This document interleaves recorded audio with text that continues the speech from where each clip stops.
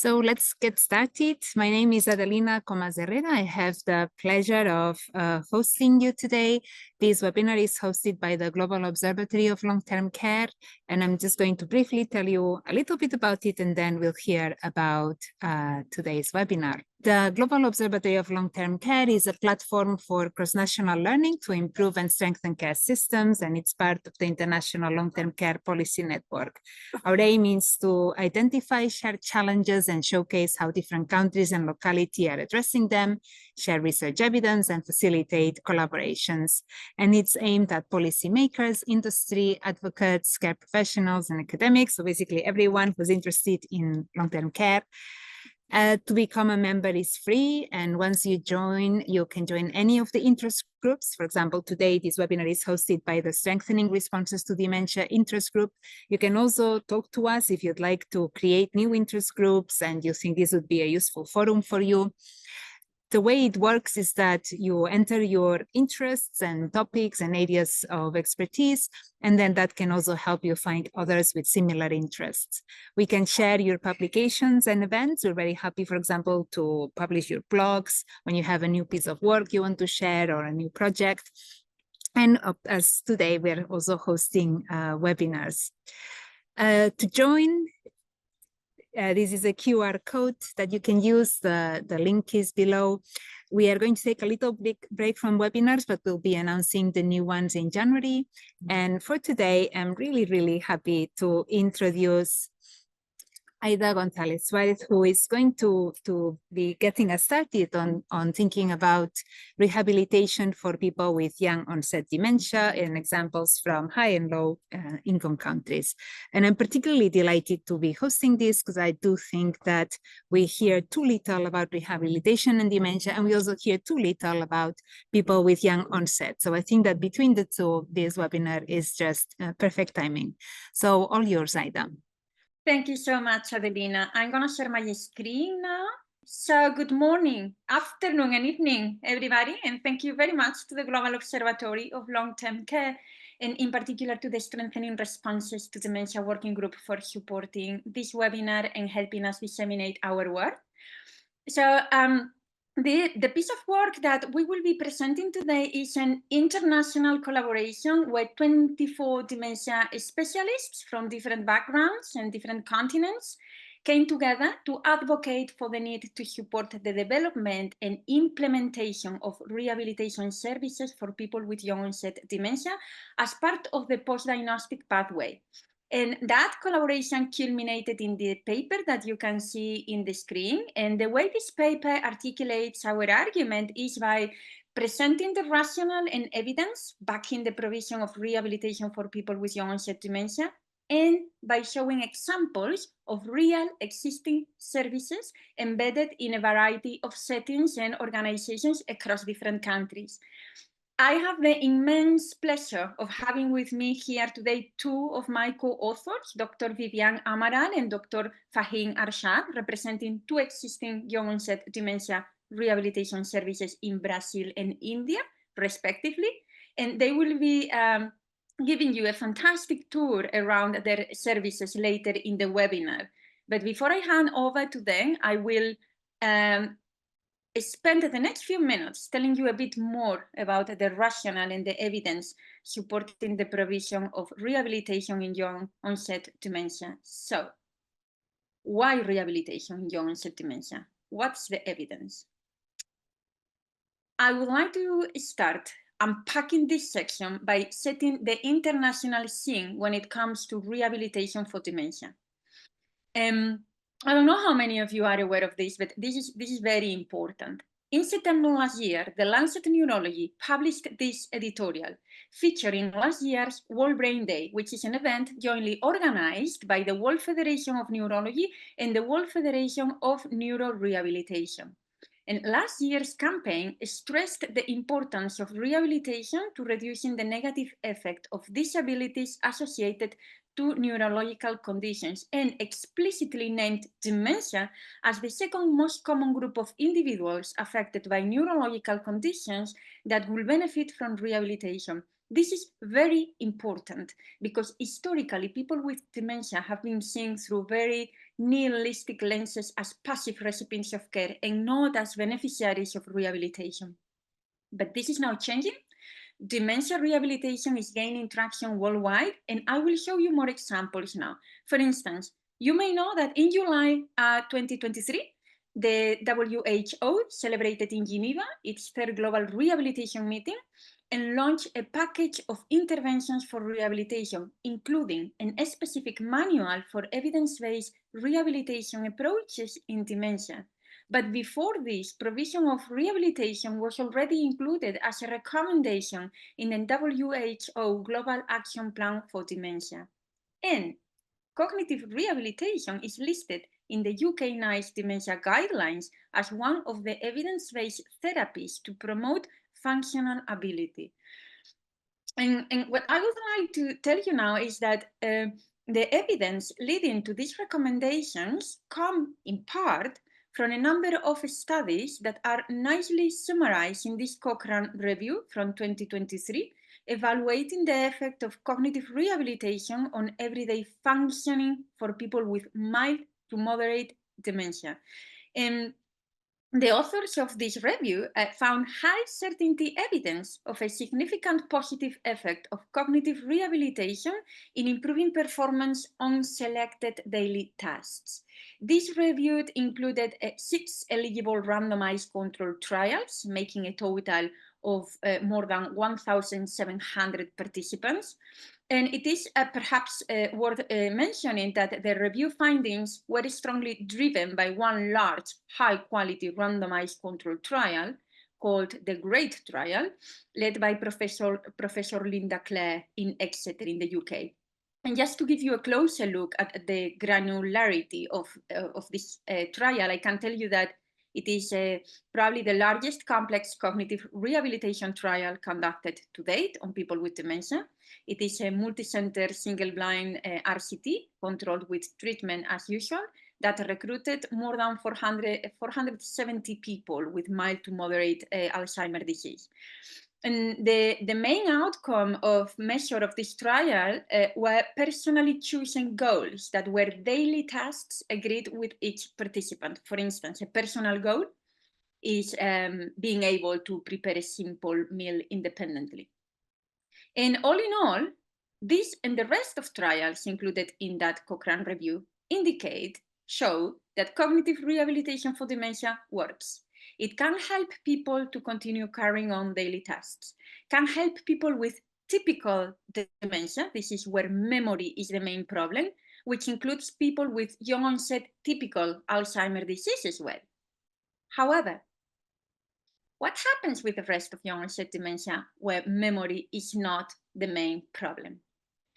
Many people with young-onset dementia present with phenotypes where the main symptom is different from memory. And this is a diagram to illustrate all those young-onset dementia phenotypes. And from left to right, you can see the atypical presentation of Alzheimer's disease, which is mostly the leukopenic variant, primary progressive aphasia and posterior cortical atrophy. And on the right, you can see the language and behavioral presentations of frontotemporal dementia. And all these diagnostic labels, to simplify the diagram, can be summarized under 3 main clinical presentations: posterior cortical atrophy, primary progressive aphasia, and the behavioral variant FTD. Posterior cortical atrophy, or PCA, is characterized by progressive loss of visuospatial abilities in the context of fairly preserved memory, episodic memory. And this clinical presentation is due to impairment in the posterior part of the brain, the occipital and parietal cortices, as you can see in the illustration. And these are the neuroanatomical substrates of visual cognition, spatial awareness, and praxis. Primary progressive aphasia, or PPA, is a type of dementia where language and word-finding difficulties are the main problems. There are 3 PPA variants depending on the part of the language network that is more affected, but I won't go into the details of each variant now. And the last phenotype that we cover in our paper is the behavioral variant of TD that is characterized by changes in social behavior and personality, and it is associated to dysfunction and atrophy in the prefrontal cortex. So let's start with PCA. What's the evidence supporting cognitive rehabilitation in PCA? So because PCA is a low prevalent type of dementia, rehabilitation approaches have not been much investigated. But, and this is very important, I think, in practice, the field of cognitive rehabilitation offers clinically proven techniques to treat cortical visual dysfunction and apraxia in people with acquired brain injury. And these techniques can be successfully adapted to treat people with posterior cortical atrophy. This decision-making algorithm that you see in the screen displays a set of therapeutic choices to treat core symptoms of PCA, such as visual disorientation or difficulties navigating the environment, limb apraxia, dressing apraxia. And we published this algorithm recently in Practical Neurology, in the journal Practical Neurology. And these are examples of these techniques. For instance, the use of visual cues to facilitate object location in daily tasks. And this one is an example of adaptive equipment. People with PCA often spill the content of their plates when eating because they can't see the edge of the plate, but plates with high-sided lips can help. There are also assistive technologies that people with PCA can use, like voice control devices to bypass reliance on the visual input, or to assist reading, like this one that you are seeing in the screen. And this is an app that we developed in my group at UCL. And we also count with resources to overcoming apraxia and the difficulty to perform manual tasks. And this is an example of adaptive equipment for someone with limb apraxia and difficulties battering a toast. And you can see how the person can use this nailed board and with raised borders to help the person stabilize the toast to batter it using just one hand. And for dressing apraxia, there is a wide range these days of adaptive clothing, footwear with lock laces, magnetized or Velcro buttons, and we can also use visual cues to help orientify the way through the garment. So there are many strategies to use to support someone with dressing apraxia. And there is definitely so all in all, there is definitely a case to support the offer of rehabilitation therapies to people with PCA because we do know how to reduce their disability. In this paper, we also advocate for the benefits of rehabilitation also in those with primary progressive aphasia. So there are three subtypes of PPA, and they all show language difficulties as the main symptom. They are different language difficulties depending on the area of the brain affected, but they all struggle with word finding, and those with a non-fluent variant also have articulatory deficits. There is a large number of studies of class 3 evidence showing that anomia and fluency can improve with training in all PPA phenotypes. Word training involves, and so it is a technique that involves the repeated practice of words and can be delivered through a simple repetition task where the target word is presented to the person with PPA who attempts to recall the name. And if they are unable to do so, the word is then shown again, and then they read it out aloud, as you can see in this example in the screen. And word training can also be delivered using a technique called cueing, where the therapist provides a prompt, which can be a semantic prompt, as you can see in the picture on the left-hand side, or a phonological prompt, like in the illustration on the right-hand side of the screen. Script training follows a similar principle to word training, but uses a series of sentences to build a more complex message. And the goal of script training is for the person with dementia and impaired fluency to function more independently in daily tasks, like such making a dinner reservation over the phone, or as you can see in this illustration, or booking a medical appointment with the support of the script that has been previously practiced with the therapist. And Existing evidence suggests that word training strategies improve word retrieval in all language variants of PPA. And this is a forest plot from a recent meta-analysis examining the effectiveness of word training on naming accuracy in 10 studies comparing trained and untrained words. And what you are seeing is that the results show a positive standardized mean difference between post-treatment and baseline, meaning that language training significantly benefits oral naming. And these gains, and this is important, are sustained over a certain amount of time, as you can see in this second forest plot, corresponding to the effectiveness of language training at follow-up between 2 weeks and 12 months, although the average is 2 weeks and 2 months. The effectiveness of script training to improve sentence production was also tested in this study in 10 people with dementia and non-fluent primary progressive aphasia.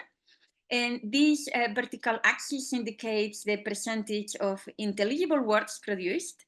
And this first bar with the red arrow indicates performance of the chosen scripts at baseline.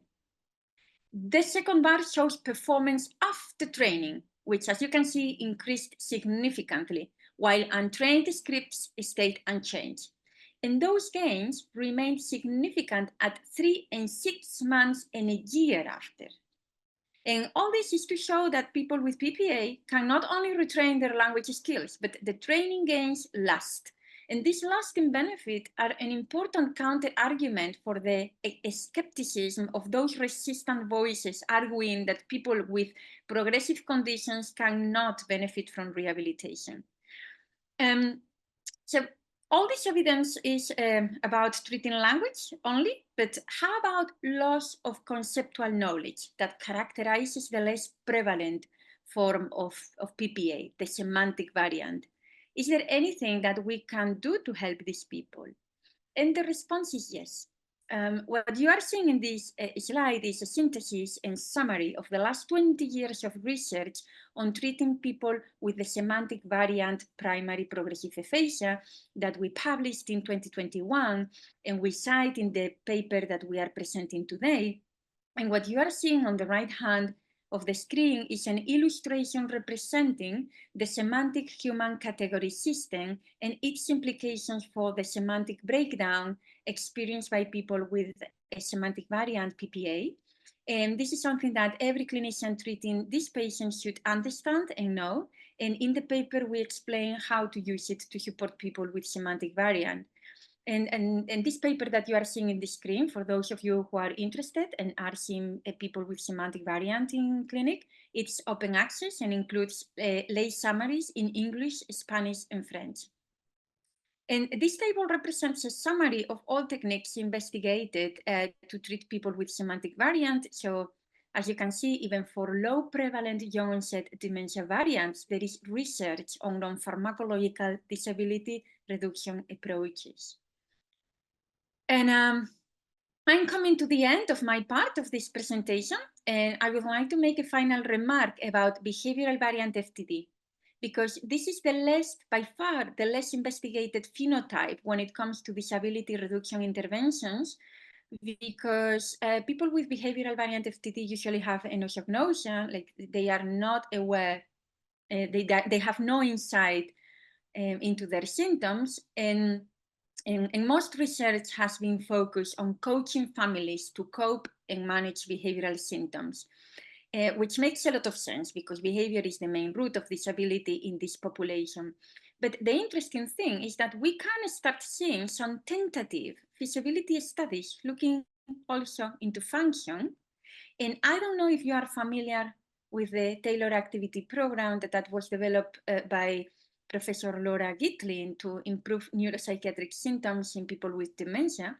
But my colleague Claire O'Connor, who is also an author in this study, is investigating how to adapt it to people with FTD and is evaluating whether performance in daily tasks can also improve with this program and not only neuropsychiatric symptoms. And on the right-hand side of this slide, you can see a summary of the type of activities prescribed to people with FTD using TAP, and you can see how they are important activities, leisure activities, but also activities that have to do with with functioning in daily life, like self-care and other instrumental activities to function well at home. So I hope that this presentation, I hope that with this presentation you have gained some insight into the background literature supporting the provision of rehabilitation for people with young-onset dementia.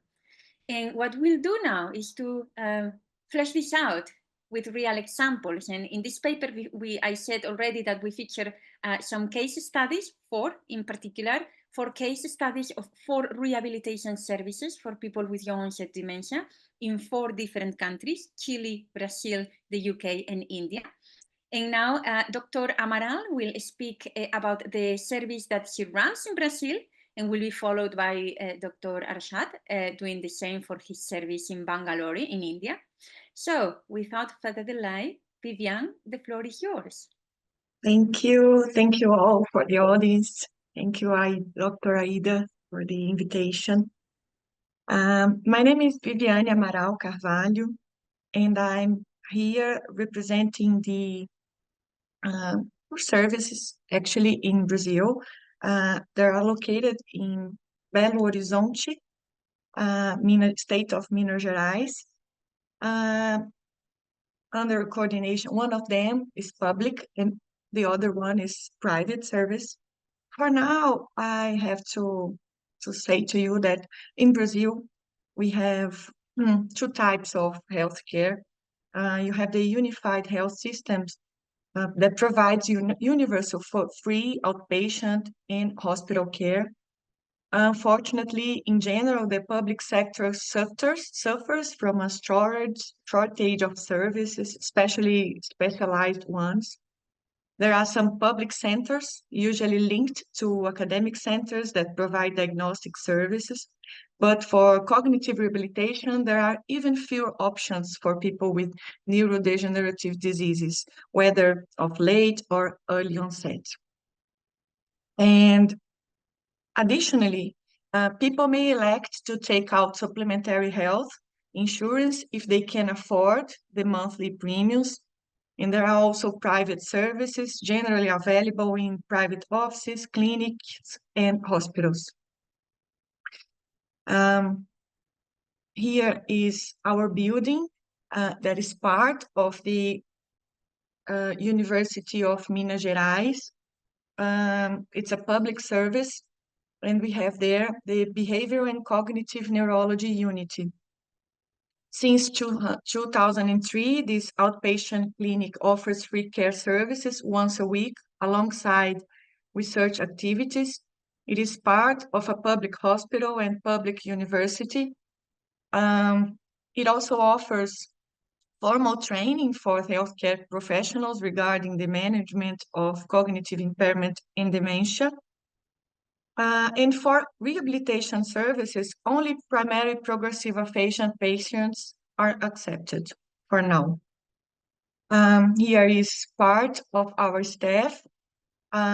We are coordinated by Professor Paulo Caramelli, and there we have 3 speech-language therapists, 7 psychologists and neuropsychologists, 3 occupational therapists, and 6 physicians, neurologists and psychiatrists.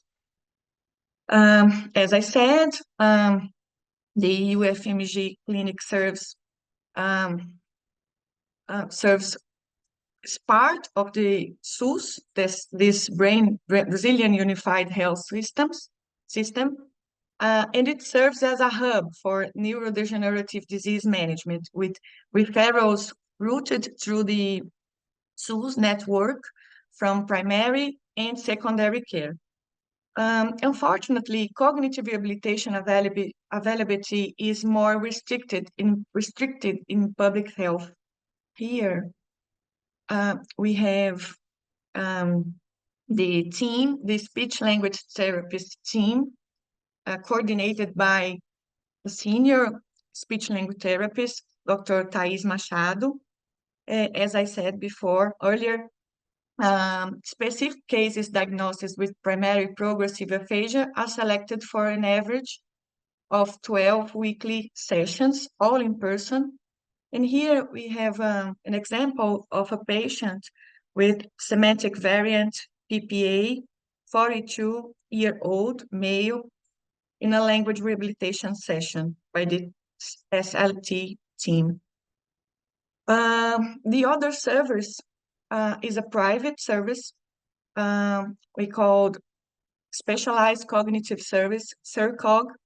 It was started in 2019 by 3 clinical therapists, me, neuropsychologist, speech language therapists, Dr. Aline Campanha, and occupational therapist, Dr. Ludmila Cardoso, who are researchers at the UFMG unit.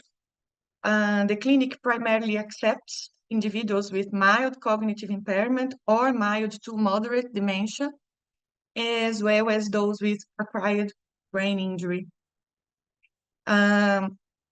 Referrals are from physicians, especially geriatricians, neurologists, and psychiatrists, and self-referrers. We have here now 2 speech language therapists, 2 clinical psychologists, 2 neuropsychologists, and 2 occupational therapists. It's a private service, so service costs vary depending on the professional and frequency of sessions. Some services are provided at a discounted rate. Here is the reception of our clinic. And we advocate for in-person consultations, considering the entire therapeutic process, from preparing to attend the clinic to navigating temporal and spatial planning as crucial for patient stimulation. But teleconsultations are an alternative for those distant from the clinic, from other parts of the States or even Brazil. First, patients undergo a thorough multidisciplinary evaluation process, if necessary, including neuropsychological, speech language, and occupational therapy assessment. The patient undergoes 1 to 2 weekly 1-hour rehabilitation sessions. Patients are managed primarily by neuropsychology or OT, with additional family psychoeducation that it's very important, we consider very important. Speech language therapist is involved as necessary with 1 weekly session. We have also 1 weekly team meetings for case discussions. And due to the usual progressive nature of dementias, a fixed discharge is not anticipated, and treatment discontinuation often occurs as the disease progresses. When it happens, OT are recommended to home care sessions to train basic activities of daily living. We have here some users' testimonials. A wife of a man diagnosed with AD, Alzheimer's disease, at 55 years. This year, without a doubt, was the most challenging of our lives, and you, with your light, made everything feel lighter. Thank you truly for being with me on this journey. Another testimonial of a son of a 52-year-old PPA patient.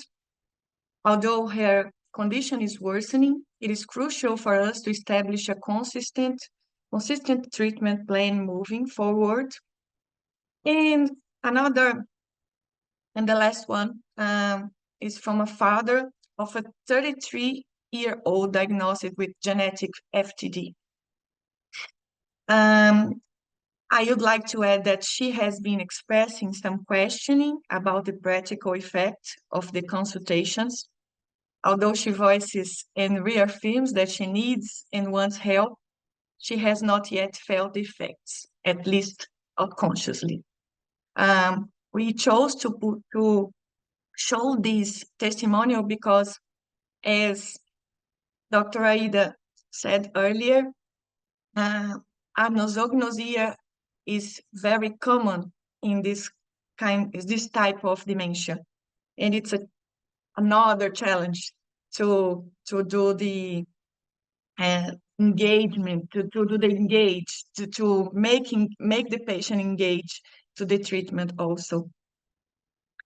And thank you everyone, and I'm sorry about my English, but I guess it's all I could share to you. Thank you. Thank you so much, Vivian. That's fantastic.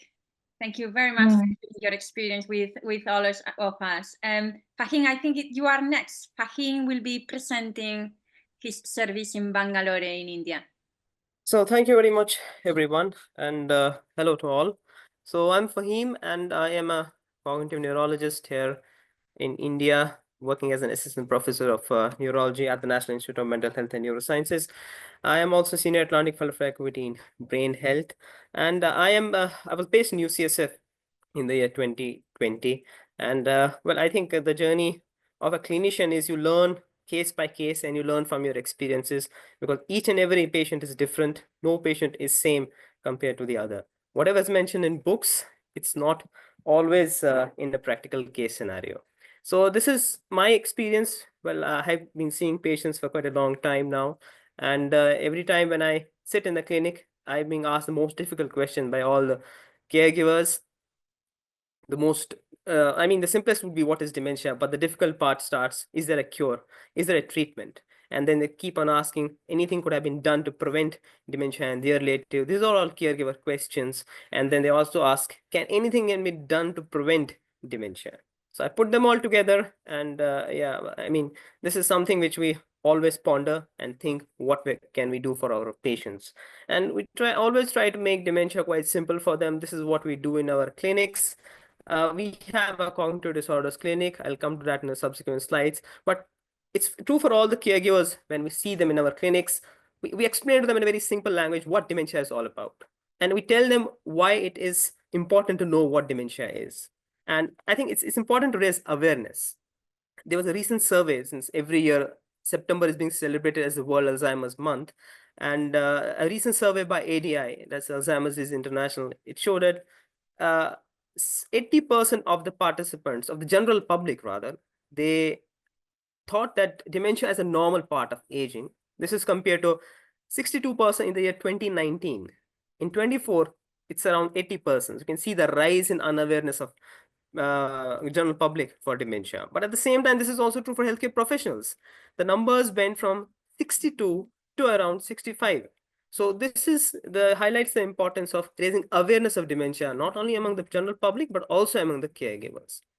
What we do in our clinic is we rule out treatable causes first, and then finally we land in what we call the degenerative dementias.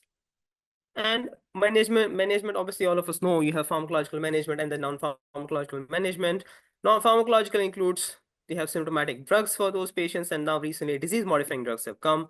But at the same time, there is a great role of non-pharmacological management, especially rehabilitation for patients for each and every stage of dementia, be it young onset or a late onset dementia. And obviously there is no magic pill. You have to do a holistic approach for patients with dementia, use pharmacological as well as non-pharmacological management.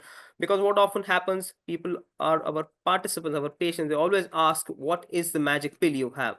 I always tell them, there's no magic pill. You have to do everything. Even if a magic pill comes, please do not forget from non-pharmacological management, which includes cognitive stimulation therapy, behavior therapy, physiotherapy, occupational therapy, speech therapy, and environmental modification. The idea obviously is to maintain individuals' cognitive function, enable them to perform their usual activities of daily living. As the previous speakers beautifully mentioned, what kind of services need to be done for them. And Aida nicely mentioned that rehabilitation, how important it is to improve their overall quality of life. And that is, I think, what we also do in our setup in NIMHANS, where we have a cognitive disorders clinic. And obviously the advantage of non-pharmacological intervention include they're focused on individuals' capabilities, proving to be more cost effective, because as we know, pharmaceutical treatments are very costly. So that's why they're highlighting the importance of using non-pharmacological management in these patients. And it does not involve prescribing any medication. They're free of side effects, and it's an emerging treatment option to consider.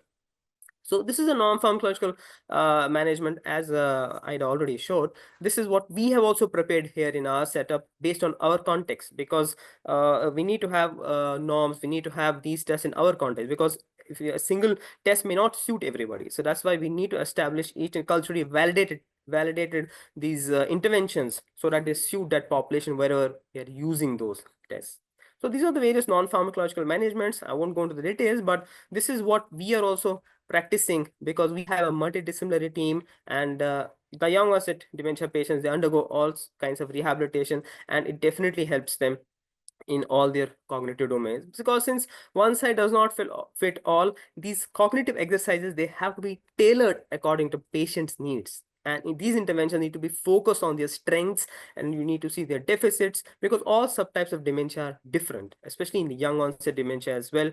And diagnosis, it's all diagnosis driven and directed at achieving changes that improve each person's function in area that are relevant to their daily activities of living. We need to know their deficits and then focus on their strengths. So overall, cognitive interventions have to be tailored to the individual needs and circumstances, considering the cultural, ethnic, racial, and all the health factors, the previous life interests, and also the wishes of the care partners.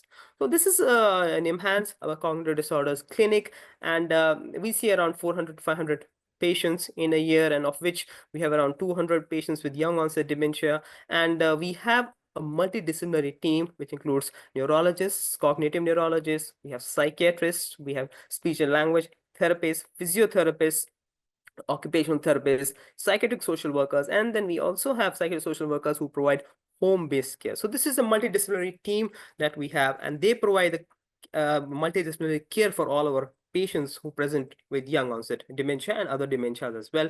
I'm just going to briefly go through this one case vignette, which will explain what kind of services we have and what kind of issues are being addressed by our multidisciplinary team. We have a 49-year-old lady, a homemaker, a graduate. 2019, she had behavioral disturbances, subsequently developed progressive memory disturbances, difficulty in using objects in 2022. She had difficulty in speaking, difficulty in wearing clothes, and finally difficulty in calculation. Behavior issues, she had changes in mood, easy irritability, crying over minor issues. After that, she had decreased interest in her daily activities, reduced interaction with family members, and lack of concern for family members. So this is one of the cases from our case files in cognitive disorders clinic. So subsequently, she started developing memory issues, frequently misplacing objects, confusion over conversations, repeatedly telling the same thing to vendors, difficulty in recalling events, forgetting tasks assigned to her in her daily activities, and forgetting to take medications as well. Our next symptom was difficulty in performing previously familiar tasks. She was not able to use objects. She was not able to use laptop. She was a bit clumsy, and she was not able to hold a pen for writing, though she knew its use. And this was followed by decreased verbal output, didn't understand the complex sentences completely. They had naming difficulties, spoken words were of low volume, slow, they were monotonous, and then she could not read a newspaper anymore, had difficulty in writing when given to write. And then this was followed by difficulty in dressing as well, forgetting how to wear a sari, not able to make pleats, and then struggling with calculations, not able to calculate, struggling with denomination, how to change, how to receive change from vendors. And this kept on progressing. Her independence for grooming and daily activities declined as the family members noticed that she had become slow in her bathing and often confused about the next steps in the routine. She could still eat of her own. She needed prompting. Memory worsened progressively. Her dressing, grooming, every task also worsened. By 2024, she became slow. She had jerky moments of bilateral upper limbs. They were also reported by family members. And finally, she became dependent for all her daily activities by the year early 2024. There's a negative history. So many things were not there. I won't go into the details. She had hypertension, she had hypothyroidism, and she had diabetes, for which she was on medications. And there was a family history. Her mother had memory disturbances. Her maternal grandfather also was diagnosed to have Alzheimer's dementia. And personal history was almost normal. Just to summarize, a five-year history in a lady of 49 years old age, had incident onset behavioral disturbances in form of reduced interaction, social withdrawal, followed by forgetfulness, misplacing items, recalling events. And then she had difficulty in cooking, shifted from cooking complex recipes to simpler ones. And this progressed to the extent that she was not able to complete cooking, and then had difficulty handling finances, difficulty in dressing, language disturbances, and has not been able to express herself, though her comprehension was quite intact. And this was followed by development of slowness in her daily activities associated with tremulousness of upper limbs, predominantly involving the right limb, on a background history of hypothyroidism, diabetes, family history of memory disturbances in her mother and grandmother. Currently was dependent on her all daily activities. Routine examination was normal. Well, I'm a clinician, that's why I'm showing you this, but I'm briefly going to touch it. I'm not going to go to the details of this. And then MMSC, which we only do as clinicians, there was 5/30. A detailed neurological examination was grossly normal. Superficial reflexes were normal. Other neurological examinations were normal, but yes, her cognitive examination was impaired. We usually do a Edinburgh cognitive score examination, and we also have a culturally validated neuropsychological battery here called the ICMR, which is validated in 5 Indian languages. We use all those tests to delineate the deficits in our patients who present to us with young onset dementia. Our clinical dementia rating was 2. We do a neuropsychiatric inventory to take out all the psychiatric symptoms and the caregiver distress that was also impaired. So if you see the main problems in this case, it was the memory issues, the behavior issues, difficulty in activities of daily living, language problems, and the caregiver concerns. I think this requires a multidisciplinary team. As a clinician, I may not be able to do anything, but if you have a rehabilitation center where you have a clinician, you have a psychiatrist, you have an occupational therapist, a physiotherapist, a speech and language pathologist who can help the patients with language issues, and then caregiver concerns, you need a psychiatric social worker to address these concerns. So this is what we do here at NIMHANS with the help of our multidisciplinary team. As clinicians, we get the investigations done. We rule out a treatable cause of dementia. We get the brain scannings done.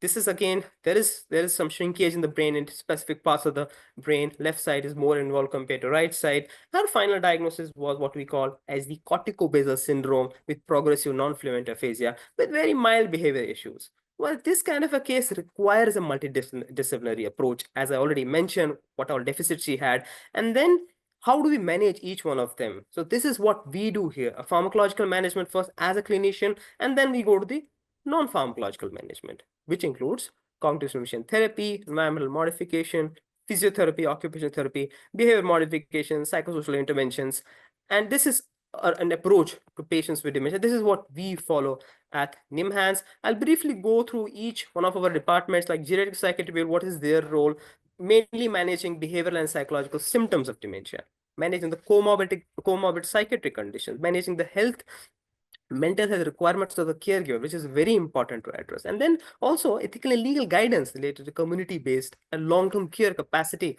assessment, disability assessment, assistance in guidance related to provision for guardianship and implications for Mental Health Act. And then training of caregivers with respect to brain health and dementia care, and promoting clinical care, training, research, and advocacy in dementia care.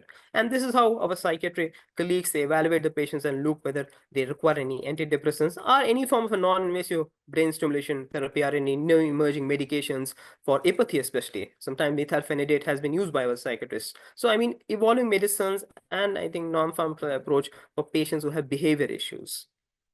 Coming to the role of speech pathology and audiology. Now, as you saw, this patient had a lot of language issues. He had limited usage of words, increases of gesture. This is what our language pathologists do. There was interchange of words while speaking. There was humming. She used to mumble when unable to speak. This is how in detail our speech and language pathologists, they evaluate these patients and so as to delineate the deficits and see whether their diagnosis correlates with the diagnosis of a clinician. Finally, we diagnose the patient and then accordingly we start with the intervention. This is their detailed intervention. I'm not detailed assessments. I'm not going to go into details of this, but yes, recommended intervention plan. This is what our speech pathologists do, a direct training and a communication partner training. As Aida beautifully mentioned, for each of the primary surfaces, what they do, same is the case in our patients as well. A direct training, improving functional communication using assisted communication devices, strategies to improve the word retrieval, pacing, script training, and then communication partner training as well. Try to make things as simple as possible because semantic dementia is one of the most difficult dementias to treat, and speech therapy will definitely help to some extent, but you need to have a speech therapist and they need to be compliant to whatever their speech therapist says. Then what is the role of physiotherapist? Our physiotherapist, this patient has some comorbidities in form of knee pain, and other things were not there. But what our physiotherapist did, looked into everything, what all she had, assessed her in detail. And then this was a physiotherapy management which they asked her. This is a prescription, exercise prescription. We only can think of medicines in prescription, but this was beautifully given to all we give to our patients, especially by our physiotherapists, the strength training, what all they should do, aerobic exercise, what all they should do, balance training, caregiver education, very important, especially fall prevention, because this includes home modification. You need to break the task into feel comfort and do block practice. Fall prevention is very important, because once they fall, I think that's the point where they become dependent on the daily activities of living. So you have to prevent falls, and there are many other ways also which can prevent falls, and they are being advised by our physiotherapists. And the role of occupational therapists. The primary goal here is to improve the quality of life and engagement in occupation, and to promote safety. Now, given the progressive nature of all these disorders, occupational therapy typically occurs at intervals over a time, with goals of the client, family changing at each stage of the disease. Major components being task simplification, environmental modification, providing stimulation through leisure activities, and caregiver training. And this is what our occupational therapist does. They evaluate in detail. Assessments are based on activities of living, cognition, motor skills, functional mobility, visual perceptual skills, leisure activities, and then there are many other tools through which they assess these patients, and they delineate their deficits. I'm not going to go into the details, but this is what they ask for. They prescribe them. This is an occupational therapy prescription. Cognitive interventions, use memory aids, task simplification, repetition and routine. And then what are the writing comprehension strategies? Use of adaptive tools, visual cues, simple language comprehension training. This is what was done to the same patient that I mentioned in my previous slides. And then speed of processing. How do you do it? Use pacing techniques. Then figure ground perception interventions. So all these interventions help, especially the assisted technology devices as well. Then compensatory strategies, adaptive devices, then functional activities and engagement. These are all being given, prescribed to our patients and caregivers with dementia. And most important, caregiver education, especially training of caregivers and involvement of support groups. And then coming to occupational therapy, this is the occupational therapy things that we do for our participants with dementia, and we have taken consent for showing this video. The patients were very helpful. They're very cooperative. They said we are agreeing for anything. You can show us a video for our case studies wherever you want to. We have an official consent for this. And then snoozelen therapy is one which we are doing very frequently for our patients, which involves visual stimulation, music therapy, olfactory therapy, which involves aromatherapy, then gustatory stimulation, then tactile stimulation, and then proprioceptive and vestibular stimulation.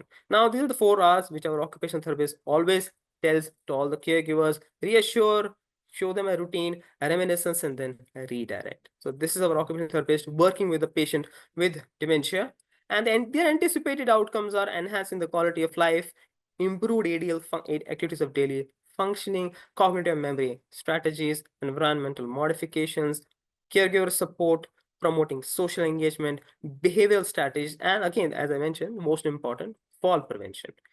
So obviously, occupational therapy practitioners, they always are what matters to you, not what matters with you. So this is something which is very important. And then comes the cognitive stimulation therapy. We have made a manual for our patients, and the main focus being involving patients in orienting them, improving their attention and their immediate recall. For this patient, we used naming everyday objects, colors, recalling events, using memory cues such as photographs. And to improve attention, there are many other activities that were done by our team. Then environmental modification becomes very important. At NIMHANS, we are creating a dementia design studio. Emily is here. She's one of our stakeholders in that. We're trying to make an environment where we can do environmental modifications and tell patients how they can modify their environment, because you need to have an environment free of clutter with adequate natural light. You have to have anti-skid flooring. You need to have some labeling switches so that patients with post-cortical atrophy who have difficulty in doing those tasks, they're able to be helped, and so that to improve their overall quality of life.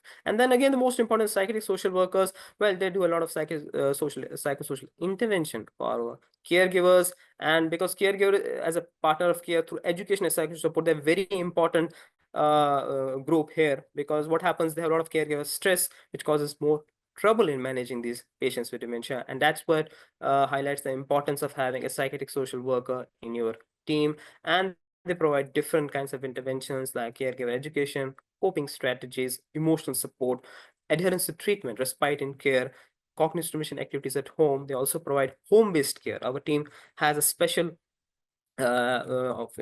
special expertise in giving that home care with a full team involved in giving such a care at homes. They also help participants in disability certificates, welfare benefits, and then pre-discharge counseling. So interestingly, we in our hospital we have a separate dedicated ward for cognitive neurology, which involves people living with dementia and their caregivers, so we can admit them and do a full multidisciplinary care during 1 week or a 10 days time. So to conclude, functional independence and improvement in activities of daily living of the patient should be the ideal key in terms of a multidisciplinary approach, better understanding about the illness and what to expect, and the caregiver should feel better equipped to manage the patient so that to initiate future care of planning so as to improve the overall quality of care of people living with dementia. So this, as Ida already mentioned, our paper idea is to promote development of rehabilitation services for patients for young onset dementia. And this is our team at NIMHANS, our full multidisciplinary team, which takes care of our patients. And yeah, without their help, I think all this work would not have been possible. So thank you very much. And yeah, I'll be happy to take any questions. So thank you very much. I hope you all agree that this has been two fantastic case study presentations and massively inspiring, and how exciting to see and to listen to a neurologist defending this and saying not to leave everything to the pharmacological treatment, and also defending the cost effectiveness on non-pharmacological strategies. And showing us all this plethora of resources and different professionals supporting their patients. I think that we have something like 6 minutes for questions. So please go ahead and fire away your questions. Yeah, hi, Sharifa. I'm a full-time care partner to my mother. She's 90 years old. And I'm interested here both as a care partner and also with my experience of working in public health.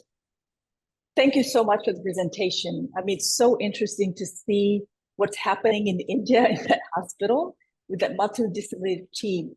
And I think, you know, that is really what is needed. When I see what's happened, the numbers or the therapies that are offered in the hospital, and I understand is also being offered at home, I see similarities between the interventions for younger onset dementia and the kind of activities that I engaged my mother, who's 90 years old. So there's that overlap.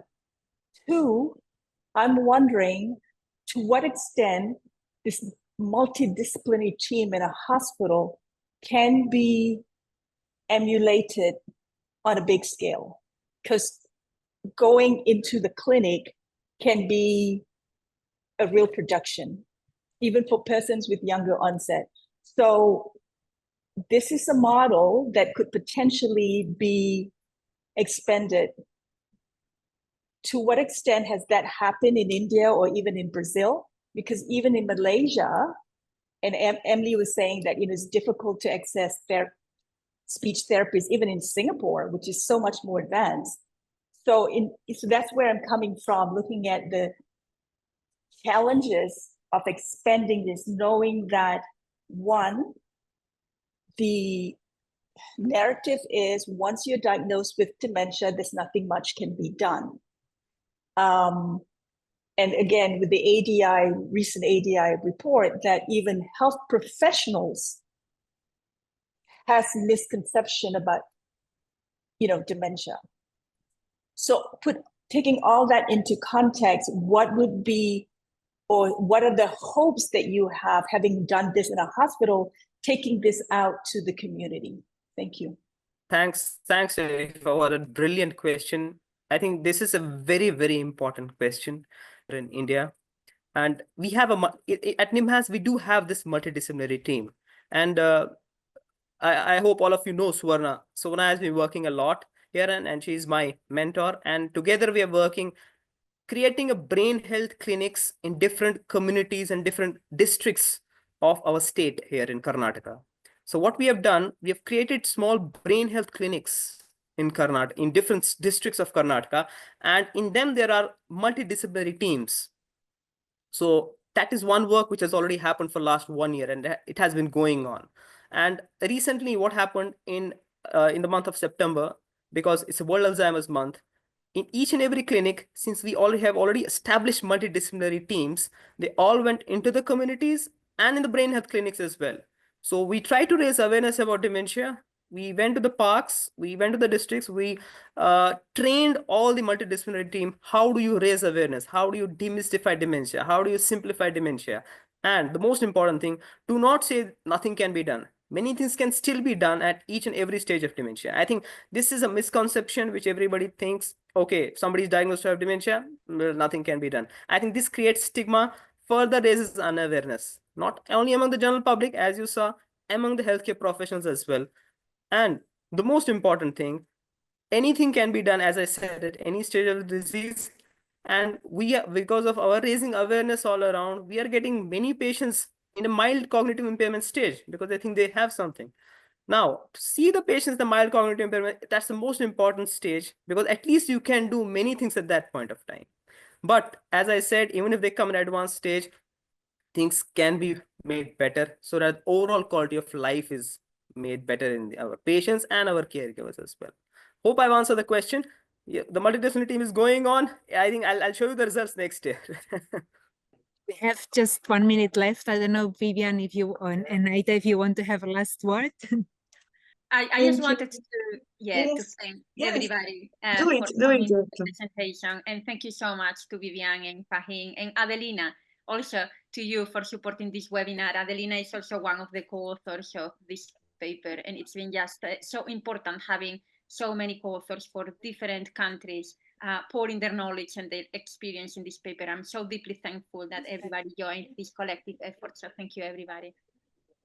Thank you. This is a topic we'll be coming back to, I'm sure, and we want to hear more about what happens in other countries. So thank you very much for joining us. Please keep an eye on the Observatory for future events and see you soon. Bye.